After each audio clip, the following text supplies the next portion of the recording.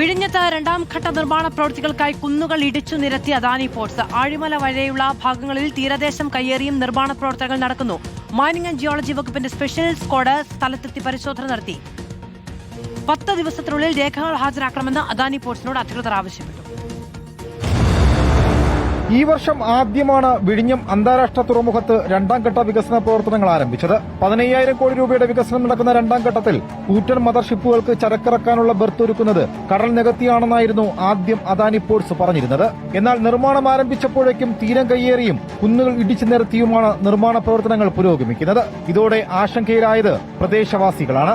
ജീവിക്കാൻ പറ്റാത്ത ഒരവസ്ഥയിലാണ്. ഇത് പരിസ്ഥിതി ആഘാത പഠനങ്ങളൊന്നും പഠിക്കാതെയാണ് അവരിത് ചെയ്യുന്നത്. ഇതിൻ്റെ ഇവർ മണ്ണിടിച്ചിട്ടിരിക്കുന്നതിൻ്റെ ഭാഗത്ത് മൊത്തം വീടുകളാണ്.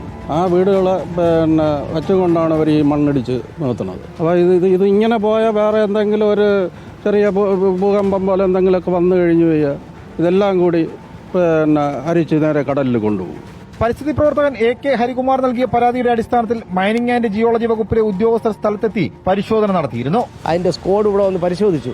അപ്പോൾ അവരിൽ നിന്നും ഇവർ അനുമതി വാങ്ങിയിട്ടില്ല. കേരളത്തിൽ മറ്റ് സ്ഥലങ്ങളിൽ നടക്കുന്നത് പോലെയുള്ള പ്രളയവും അതുപോലുള്ള ഉരുൾപൊട്ടലും ഒക്കെ വരാൻ വളരെ സാധ്യത കൂടുതലാണ്.